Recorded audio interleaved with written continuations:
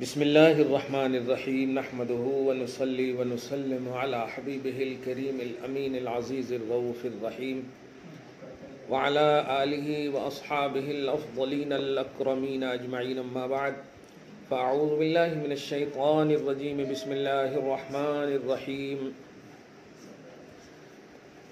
انما یؤمن بآیاتنا الذین اذا ذکروا بها خروا سجدا وسبحوا بحمد ربهم وهم لا يستكبرون صدق اللہ العظیم الصلاة والسلام علیک وعلی آلک واصحابک واہل بیتک یا رسول اللہ صلی اللہ تعالی علیہ وسلم۔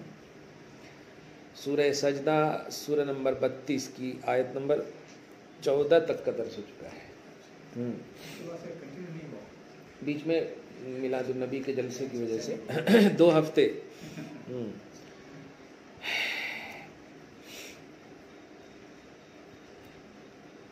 آیت نمبر 14 میں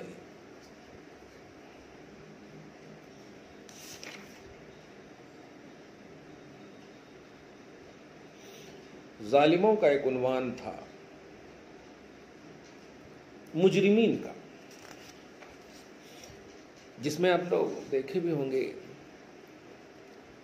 حضور پاک صلی اللہ علیہ وسلم کی عظمتوں کا انکار کرنے والے بہت بڑے مجرم ہیں۔ تو مجرمین کے عنوان میں کہا گیا تھا کہ تمہیں محمد عربی صلی اللہ علیہ وسلم کی زبان سے یوم آخرت میں مجھ سے ملنے اور عذاب وغیرہ کے حوالے سے جو بتایا گیا اس پر تم نے ایمان نہیں لایا۔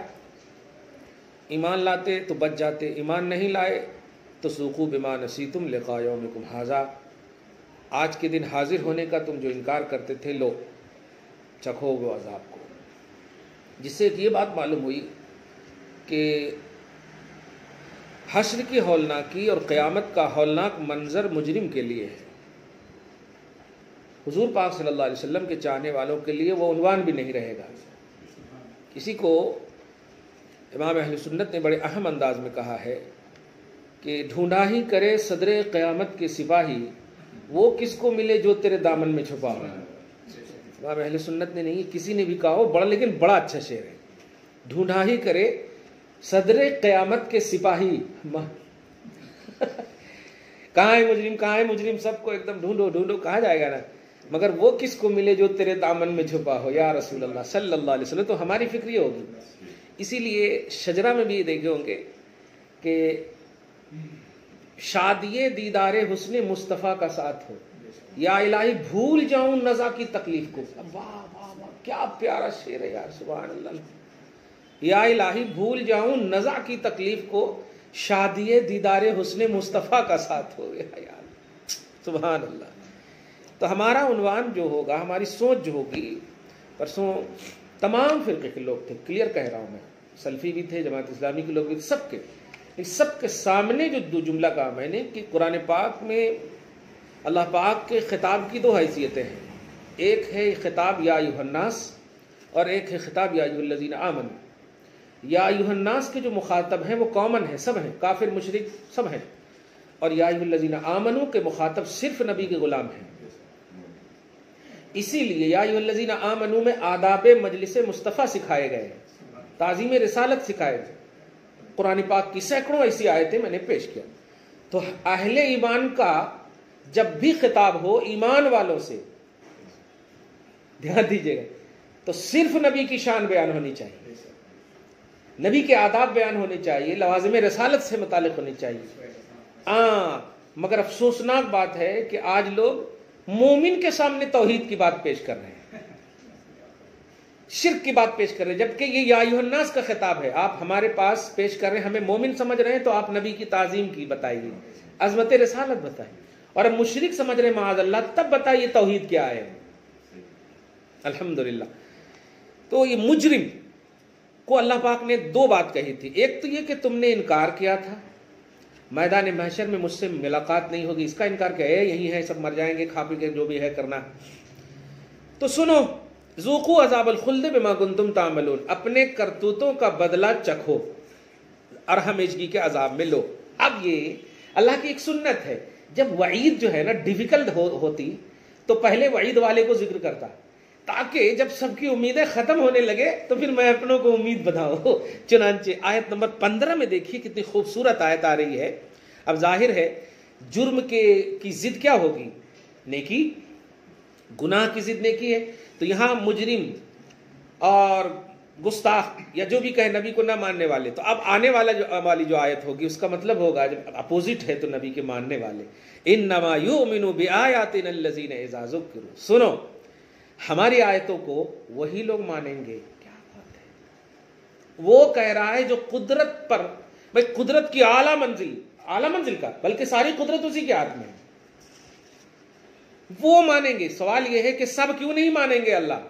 تو جواب یہی ہوگا میں نہیں چاہتا کہ سب مانیں، میں اپنے خاص محبوب کو چاہتا ہوں کہ خاص لوگ مانیں. کیا بات ہے، جس کو میں چاہوں. یعنی نبی کے ماننے والے بھی خاص ہو گئے ہیں. کیا بات ہے. قدرت والا رب کہہ رہا ہے، میں نہیں کہہ رہا ہوں. انما یؤمن بآیاتنا الذین، ہماری آیتوں کو وہی مانیں گے کہ جب ان کے پاس ہماری آیتیں ذکر کی جائیں گی تو خروا سجدا، وہ آیتوں کی عظمتوں کو دیکھ کر سجدہ ریز ہو جائیں گے.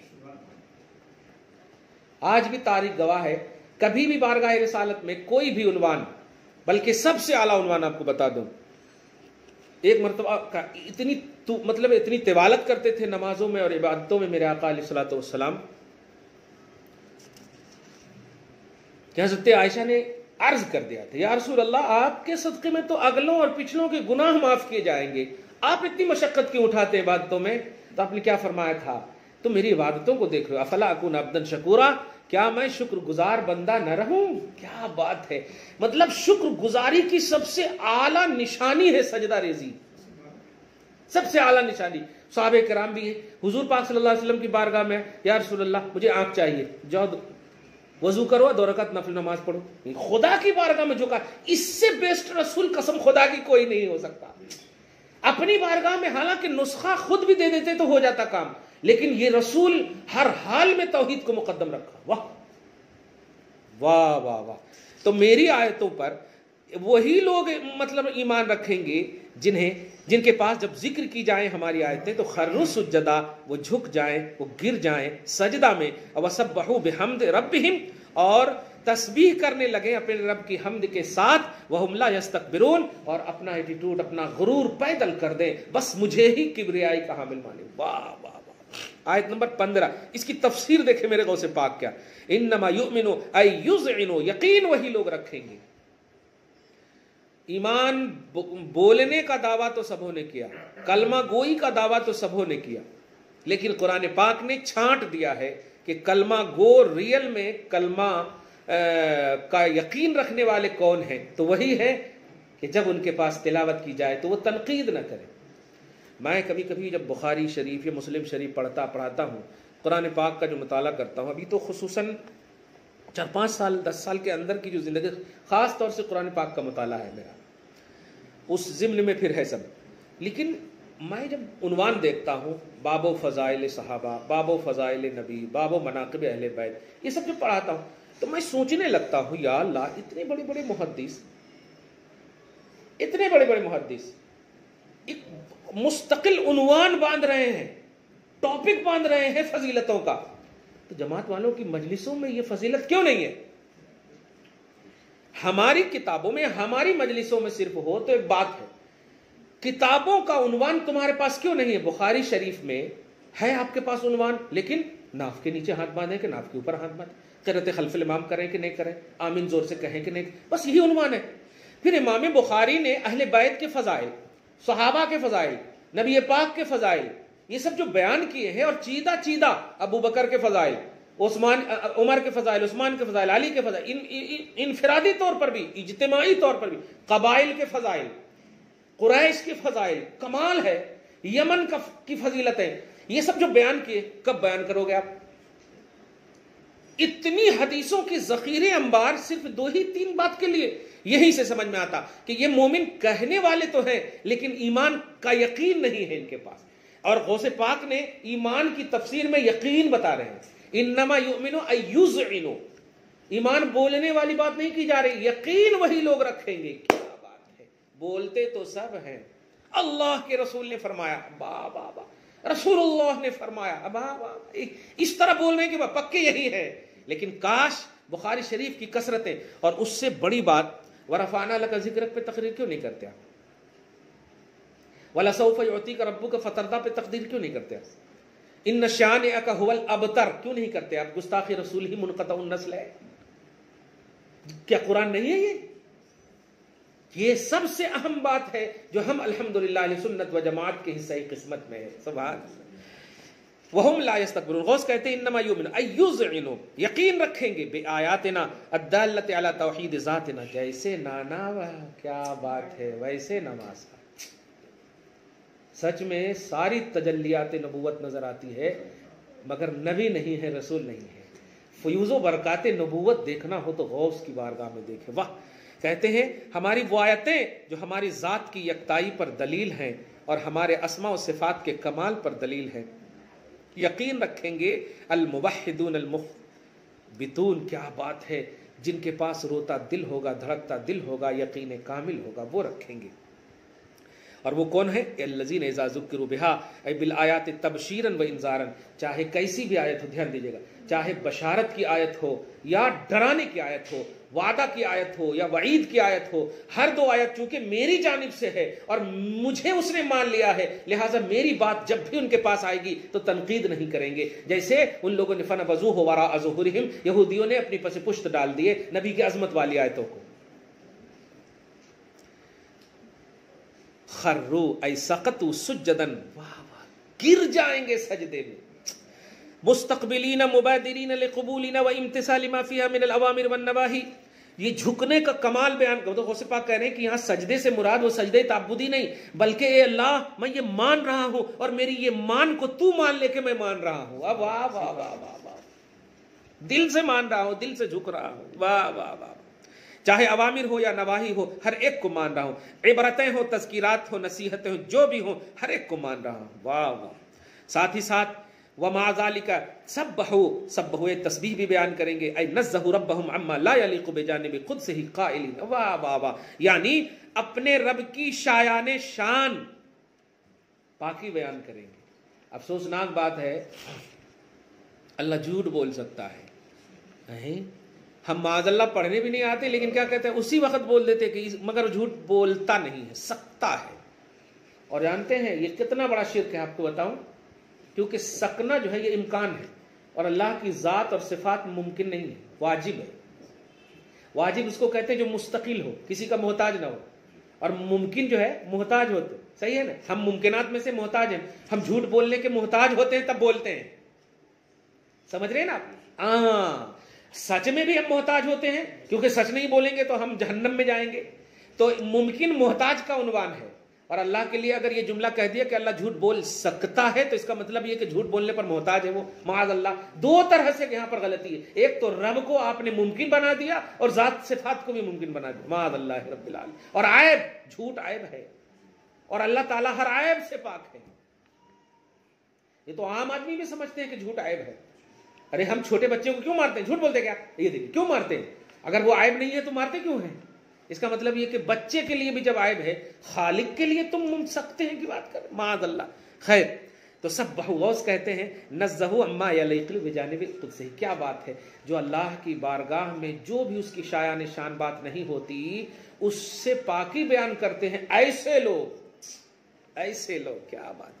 بحمد ربہم، اور اپنی عادت بنا لیے ہیں کہ اس میں حمد بھی ہو. اللہ تیرا شکر ہے، اللہ تیری حمد ہے، اللہ تیری کیا بات، الحمدللہ.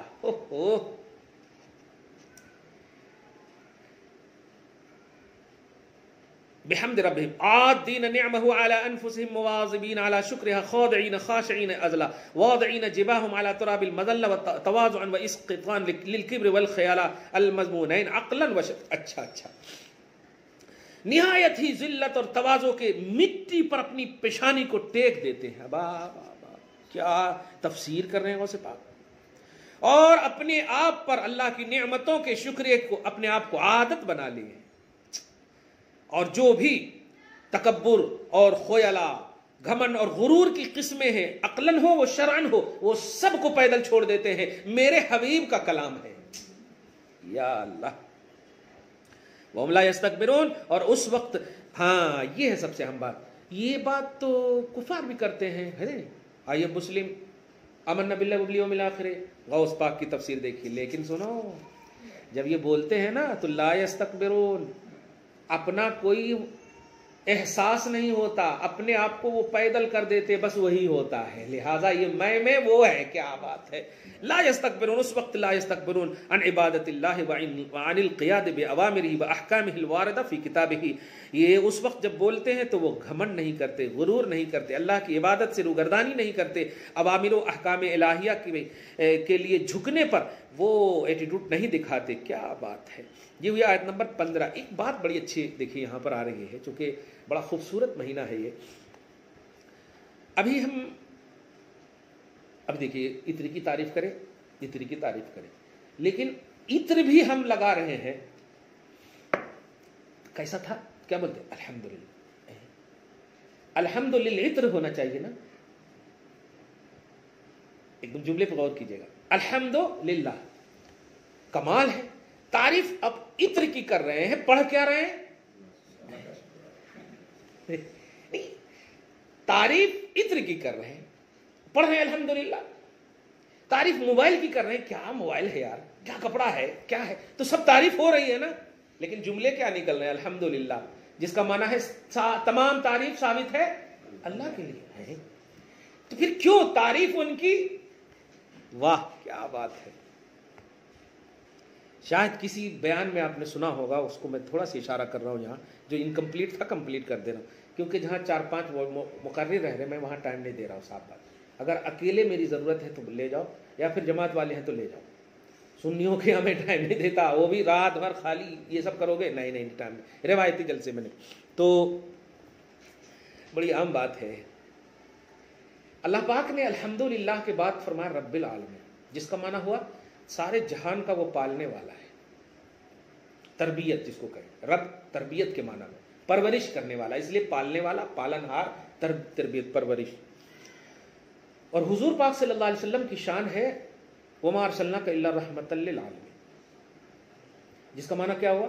یہ سارے جہان کے لیے رحم والے ہیں، یہ ہے رحمت والے. اب ایک دم جو دونوں میں تعلق بتا رہا ہوں، مطلب غوث پاک کے فیض و برکات سے، کہ دیکھیے تربیت، پرورش، اس کے لیے ضروری ہے رحمت. دھیان دیں، پرورش کے لیے ضروری ہے. اس کی مثال دے دوں، جیسے ایک ماں ہے، دودھ پلاتی ہے، کپڑا دھوتی ہے، سب کچھ کرتی ہے نا، یعنی پرورش کرتی ہے. جس کو بولتے پرورش کرتی ہے، کا پیار نہیں کرتی. ہاں، رحم ہے تو کرتی، کرم ہے تو کرتی، مہربانی ہے تو کرتی. واہ، یعنی پرورش کے لیے کرم، رحم، مہربانی ضروری ہے. کچھ سمجھے؟ اللہ نے اپنی شان رب العالمین بنایا نہیں. اللہ کی شان ہے، بنایا نہیں. اللہ کی شان ہے، اور حبیب کی شان رحمت بنایا. کیا بتانا چاہ، عالمین میں جس کسی کو بھی میری پرورش کی ضرورت ہے، اس میں رحم کی ضرورت ہوتی نا، میں پرورش اسی وقت کروں گا جب مصطفیٰ کی رحمت کے قائل ہوگی. کیا بات ہے. میرے حبیب سارے جہان کا پالنہار میں ہوں، پرورش میں کرنے والا ہوں، اور پرورش کے لیے کرم لازم ہے، رحم لازم ہے، اور وہ میں نے آپ کو بنایا ہے. لہذا جو عقیدہ رکھے گا کہ میرا رب پروردگار عالم ہے، تو وہ عقیدہ رکھے کہ یہ پرورش کا ہمیں جو حصول ہوگا وہ مصطفیٰ کے صدقے میں ہوگا. کیا بات ہے، سبحان اللہ. الحمدللہ کا اب یہی کانسیپٹ ہے کہ چونکہ اگر یہ عقیدہ رکھو گے تو جانتے ہو میں نے سب کچھ میں نے ہی بنایا ہے، تو اس کی تعریف میری تعریف ہے، اس کی تعریف میری تعریف ہے، اس کی تعریف میری تعریف ہے. اس لیے میں نے زبان پر وہ جملہ رکھ دیے ہیں کہ تم اس کی تعریف کیا کر رہے ہو، اس کو کس نے بنایا، اس کو میں نے بنایا. تو مصنوع کی تعریف صانع کی تعریف کو لازم ہے. یعنی بنی سو چیز کی تعریف نہیں ہوتی، جس نے بنایا ہے اس کی تعریف ہے. اس لیے سارے جہان کا رب، سب خوبیاں اسی کے لیے ہے، کیونکہ سارے جہان کو اسی نے بنایا. اب جہان کی تعریف اس کی تعریف ہے. کیا بات ہے. اس لیے جس کسی کی بھی تعریف ہو رہی ہے وہ اللہ کی تعریف ہو رہی ہے. سبحان اللہ. تو اللہ کی تعریف ہو رہی ہے. ہر چیز کی تعریف اس کی تعریف نہیں ہے، کیونکہ چیز کے بنانے والے کی تعریف. اب دیکھیے نا، کرسی بہت اچھی، کرسی اچھی نہیں ہے، بنانے والا اچھا ہے. اس کو صانع بولتے، بنانے والے. مصنوع بولتے وہی جو بنایا گیا ہو. کیا بات ہے. اس سے بڑی بات، حضور پاک صلی اللہ علیہ وسلم کی رحمت کے بغیر پروردگاری آپ کو حاصل نہیں ہوگی. کیوں؟ اس لیے کہ رب العالمین نے سیم رحمت للعالمین بنایا. عالمین کے لیے رحمت ہے، اور پرورش خدا، تربیت خدا اسی کو لگے گی جہاں رحمت ہو. کیا بات ہے میرے حبیب. میں نے رب نہیں بنایا آپ کو، رب میں ہوں، پروردگار میں ہوں. اسی لیے صحابہ کرام رضوان اللہ تعالی علیہم اجمعین جب بھی کسی بھی چیز کی لائف میں ضرورت ہوتی تو رسول پاک کے در پر حاضر ہوتے. ہاں یہ فلسفہ دیکھیے ابھی سمجھ میں غوث پاک کی فضل برکات سے، کہ وہ رب العالمین مانتے تھے، پڑھتے تھے. اب ہم بھی پڑھ رہے ہیں الحمدللہ، جبکہ اس کی تعریف کر رہے ہیں، لیکن ہم مان رہے ہیں کہ نہیں، بنانے والے کی تعریف ہو رہی. تو ایسے ہی صحابہ کرام بھی رضوان اللہ تعالی علیہم اجمعین در مصطفیٰ پہ کیوں حاضر ہوتے تھے؟ جانتے تھے رب العالمین کے لیے رحمت للعالمین ضروری ہے. سبحان اللہ. اس لیے رحمت للعالمین کے در پر آ کر رب العالمین کی بارگاہ میں بھیک ملے گی. یہ اللہ پاک کا کانسیپٹ ہے، یہ توحیدی کانسیپٹ ہے. واہ واہ واہ. اب تو ایک دم کلیئر بات ہو گئی. اچھا یہاں پر یہ ہوتا نہیں صرف عرب والوں کے لیے رحمت ہے، تو چلو وہاں کی تربیت کے لیے رب العالمین ان لوگوں کی مدد ان کے واسطے کرتا ہے. ہو سکتا ہے نا، جیسے آج بھی ایک جملہ بولتے ہیں نا، ابراہیم علیہ السلام کی دعا ہے جو عرب میں مل رہا ہے پھل. تو ایک جملہ بولتے ہیں، لیکن نہیں، سنٹینس اتنا خوبصورت استعمال کیا، الحمدللہ رب العالمین وما ارسلناک الا رحمۃ للعالمین. اللہ رب العالمین ہے، محمد رحمت للعالمین ہے.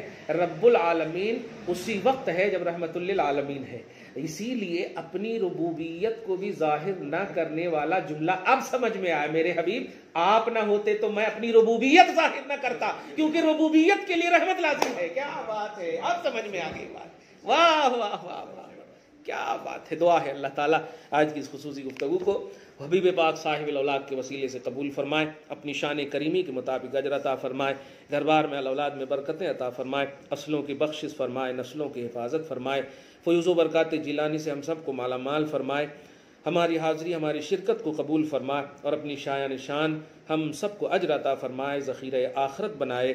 ہم سب کے اصلوں کو بخش دے، ہم سب کی نسلوں کی مدد اور حفاظت فرمائے. وصلی اللہ تعالی علی خیر خلقہ محمد وآلہ واصحابہ اجمعین برحمتک یا ارحم الراحمین.